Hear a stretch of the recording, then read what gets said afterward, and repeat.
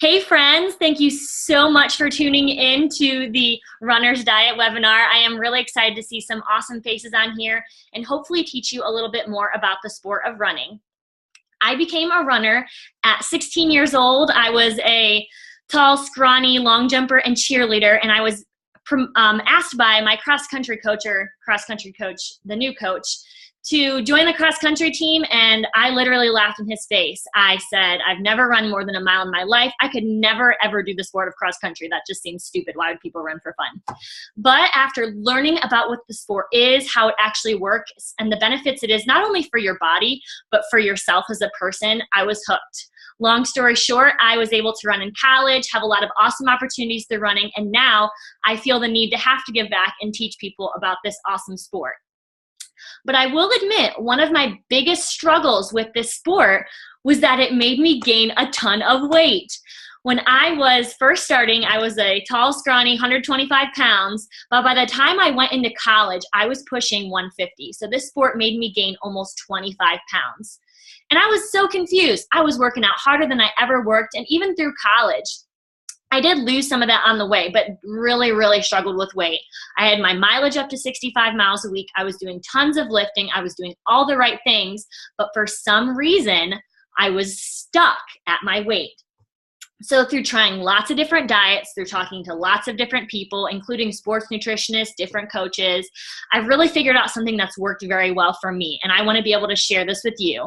Now remember, anytime you can ask me questions, type it in the comments below. I would love to hear your thoughts and to serve you the best way possible through these next 20 minutes. So let's get right into it. The first point that I'm going to talk about here is about our diets, and it's going to be specifically about carb cycling for runners. This is kind of I don't want to say new fad, but a newer thing that people are experimenting with, and it has shown to be very, very effective for weightlifters and people who are trying to be fit but also lose weight. The problem that we have as runners is we are burning tons and tons of carbs when we run. Actually, when you're going out on a run, you're burning about 1 gram of carbs per minute. So most of us go out on 60-minute runs pretty frequently. So that's 60 grams of carbs burned right there. If you try to do one of those low-calorie, low-carb diets, your running is going to severely suffer. You're going to be tired, you're going to have injuries, and it's just a recipe for disaster, pretty much. So is there a way we can implement this very effective carb cycling program while also being able to lose weight and perform well? And studies have shown that you actually can. Now, we do have to take a modified approach to this carb cycling. Depending on where you're at and if your focus is weight loss or performance, we have to be strategic if we want to include the intermittent fasting piece, and we have to be wise about what exactly a low carb, low calorie day is. Because some of you might take that as, okay, I just don't eat a lot on the days that I run, and on the days that I do run, I eat a ton. Well, that's the general sense of it, but we still have to be very particular. So what I did is I actually wrote out for you kind of like a sample of very specific number-wise what it means to prepare for a carb cycle day. So I'm going to show you what it looks like for a day where you are doing high volume and high intensity. So this would be for the days that you either are doing a long run or the days that you are doing a workout. It's kind of a lot of math and might seem overwhelming, but I promise you it does make sense if you let me explain. So let me show you this little piece of paper.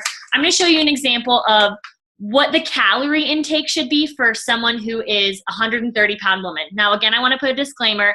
I am not a nutritionist. This is just based on my research, talking with my sports nutritionist, and for my own findings. So I would prefer that you work with either someone like me, a coach, a personal trainer, to really decide what's best for you, because I'm not a nutritionist. Just throwing that out there. Okay, so we have this 130-pound woman, and we want to know how many calories of carbs, protein, and fat she should be eating on her hard day.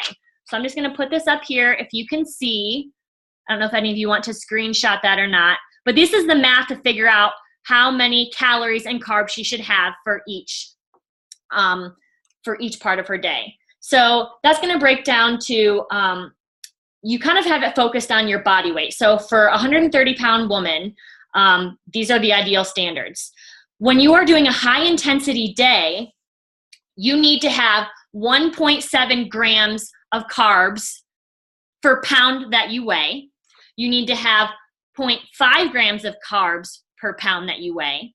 And you need to have 2.5 grams, I'm sorry, let me start over. I think I said that a little wrong here. So you need 1.7 grams of protein per pound that you weigh. So this 130-pound runner here she needs to take her body weight times 1.7, and that's going to tell her how many grams of protein she should have per day. So that's the protein, 1.7.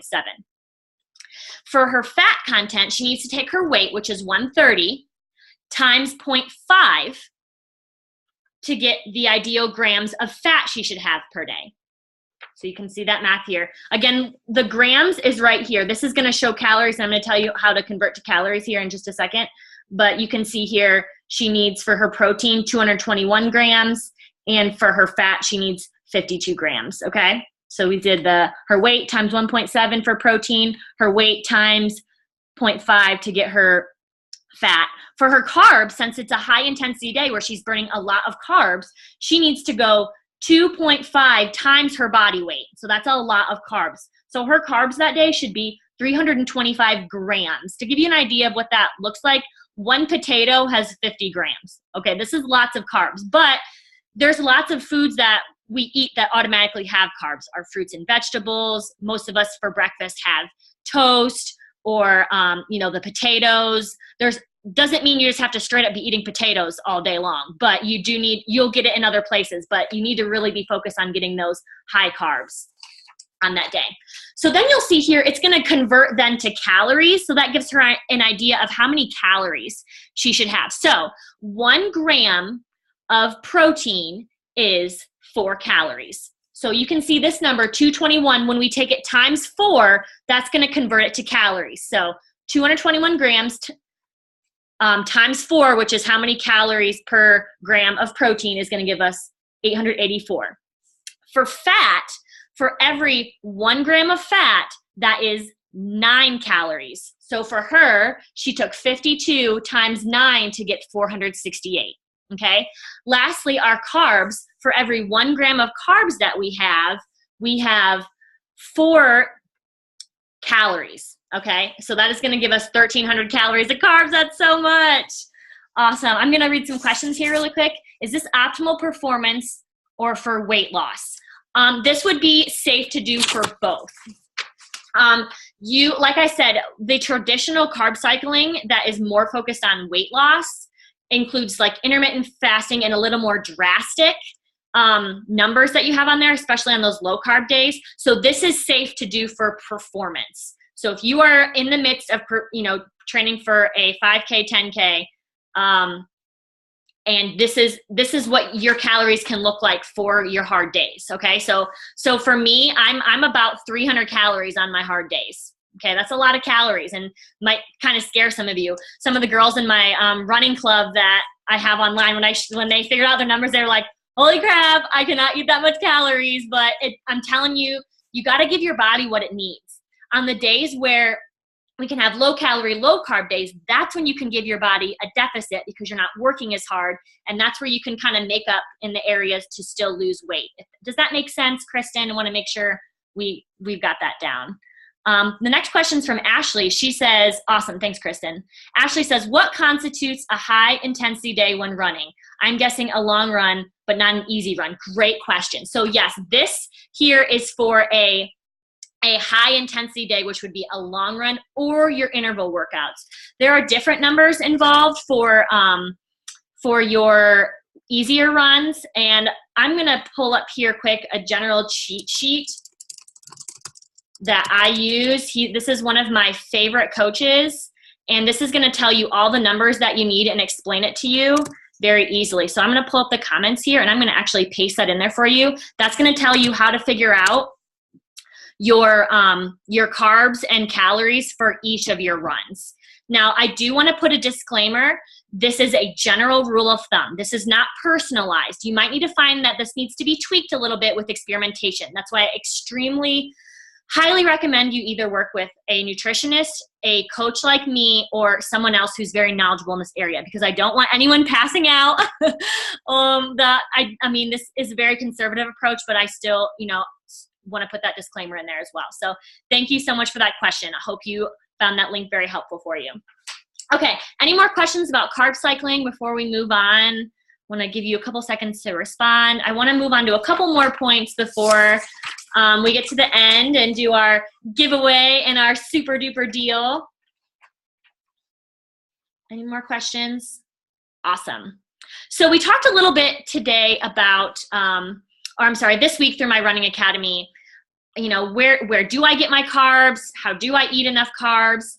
And it is very, we have this preconceived notion that when we have carbs, we have to eat bread. Well, I want to encourage you, when you're looking for your carb sources, if you are deciding to carb cycle, I want you to focus on things like potatoes, sweet potatoes, and regular potatoes, red potatoes, any type of potato. A potato has 50 grams of carbs, 50 grams of carbs per serving, as opposed to a piece of bread, which is only around 35 or 40. So you're gonna get a lot more carbs, and you're also gonna get a lot more nutrients from those potatoes. So I honestly eat some potatoes in some form every day, whether it be my breakfast or my dinner.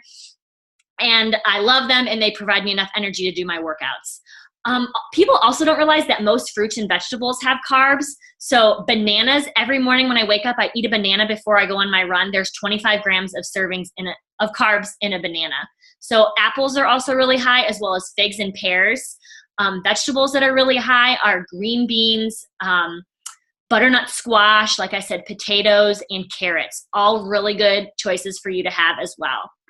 So I hope that, makes sense to you all. I'm not against bread. Sometimes I do enjoy a nice crescent roll, but overall, if you're looking for nutrition and bang for your buck, bread's not going to be where it's at. You can choose to do some sprouted grain bread, which is just more dense nutrition within that bread. So that's kind of a good middle ground. It is more expensive. The one I buy is a Zico bread, but it's going to be worth it for you in the long run. So give that a try, but I do know potatoes are dirt cheap. So I would rather see you put some potatoes in your eggs in the morning than have a piece of toast. But I enjoy toast sometimes too, so that's okay. Any more questions about nutrition before we move on to a couple other different components that I wanted to address? I wanted to talk a little bit with you all about the easy run component, give you a really good link to help you figure out what your easy run pace should be, and a couple other quick tips before we move on. Awesome. I'm going to put another link up here for you, and this is about easy runs. One of the most common mistakes I see runners make is they run their easy runs way too quickly. They think, well, if I want to run a 5K fast, that means I got to run fast all the time. And that is not necessarily the case. When you go out on your easy runs and you're running too fast, your body goes into what's called your anaerobic training system. So your body is always in kind of two systems. You're either aerobic or anaerobic. Aerobic is when you're walking around, you're easy running. Anaerobic is when you are working really hard. Your heart rate is up to its max of about 80 or about 70 to 100%. So that means for us, if we are going on our easy runs and our heart rate, as a general rule of thumb, is above 160, our bodies are not adequately able to recover. Our bodies are producing this acid that's called lactic acid, which is sitting in our muscles and is making us sore, is not helping us to recover quickly, and it's just basically a recipe for disaster. So for us, we need to train in a zone that is ideal for our bodies. A general rule of thumb is you take 180 minus your age. So that means if I am a 20-year-old woman, I should not go over 160 on my easy runs, okay? Again, anytime you have questions, type them in there. I want to make sure that I'm adequately, addressing those questions for you. Anything? Another thing we have to understand when we're going too fast is we are setting ourselves up for injury. Again, that repeated hard pounding out of miles makes our muscles weak. And when we're continually breaking down the muscles and not giving them a chance to recover, they're going to tear. They're going to not be able to sustain the volume that you're putting on, and they're going to start breaking down and tweaking. And then you're not even gonna be able to run your race. And I know that's not what you want. You want to train smart. So we have to make sure we are doing that at a, ideal pace here. We've had a lot of, studies over this. And like I said, a general rule of thumb for if you want to be more specific, you need to, for your easy run pace, you need to be at 55 to 75% of your 5K pace. So this kind of breaks down to you should be 2 minutes slower per mile of your 5K pace. So for example, if I can run a 5K at 24 minutes and 45 seconds, I'm adding the 45 seconds for the 0.1 because that's about how long it takes. So we have a 24, 45-minute runner. That means when they're running their race, they are going at 8-minute pace for their race. We're talking about race. That means on their easy runs, they should be going 10 to 11-minute pace. And that might seem like, wow, that is so slow. Really? I go out and, I'm like barely even trying when I do that. This magical thing happens when you do that. You have these things all over your body called capillaries. And you can kind of think of them as little highways that connect your different veins together. And those capillaries are what take oxygen safely through your body, or efficiently, should I say. So when you are giving your body time to build capillaries by going on your easy runs under your, in your ideal heart rate zone, you're building all these little highways in your body. Your body is able to adequately take in your oxygen and flow it through your body, through your muscles for adequate recovery. So over time, when you do this over and over and over, you're going to build capillaries on capillaries on capillaries, and you're going to become stronger. I bet you'll realize after you do this for even 2 months, you'll say, wow, I'm looking at my heart rate right now. I'm only at 150 and I can easily go 9-minute pace as opposed to 9:30. It's because your body's going to get stronger when you give it the adequate training pace. Does that make sense? Do we have any questions about that? Or does that seem at all, confusing? It's very generalized. I do for my, when I have my VIP clients, I do calculate exactly what they need. So if you want more specifics on that, I recommend working with a coach. I am more than willing to, if you're needing some coaching, to help you as well. But awesome. Well, we are coming to the end here. So I did want to mention that I am doing a discount for all of you on my next round of VIP coaching. This is actually the first time I've gotten to VIP coaching, which is more personalized for my girls. So I am offering for all of you live on the webinar, $30 off per month of your VIP coaching. I have a 3-tier pricing structure just based on your needs. So, if you really need a lot of communication, a lot of individualized attention, then I have, the higher pricing structure. If you need a plan, a basic plan with a basic meal plan, you can go for that one. Just go ahead and email me at mommysmarathon.com. I'm going to copy and paste that onto here. So if you do decide that that is a good fit for you. I am currently working with a sports nutritionist to make a meal plan for my girls for carb cycling. So I see Emma's on here. I hope you're excited about that. We're going to be modifying our training plans here next week and getting some carb cycling in there that is ideal for runners with some food. That's going to be perfect for runners, and they'll know exactly what they need to be doing on each day. So Kristen has a question. She says, on the meal plans you offer, do you tell us exactly what to eat? That's a great question. So I have found it best for my girls to keep it general. So I show them ideas of what to have. I have a list of foods that are ideal for them. So it's more of like you get recipes, you get a list of foods, what your calorie intake should be that day, what your carb intake should be that day. And then from there, you get the freedom to decide what you want to eat. If I do have clients who I want a meal plan, Monday I do this, Tuesday I do this. I do that. It's just something that costs more for them because it does take more time to actually plan that out. So I hope that makes sense, Kristen. I try to keep it general because I find that people flourish better in that. And when I tell people to eat green beans on Friday, some people just don't like green beans. So I hope that you help that. So how do I check my heart rate while running? That is such a good question, Emma. So if you don't have a heart rate monitor, what you can do is start with just a watch. And I would say about midway through your easy run, you're going to set your timer on your watch and you're going to feel, you actually go with your right hand to the left side of your your trachea, I think it's called, and you're going to feel your heartbeat.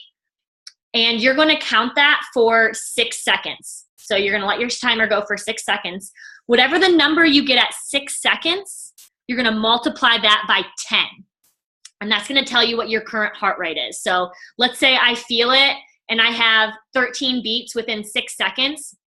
I multiply that by 10. That means my current heart rate is 130, which would be ideal for your easy run pace. So awesome. Love these questions. How many easy runs should be done per week? That's an awesome question. It very much depends on what you are training for.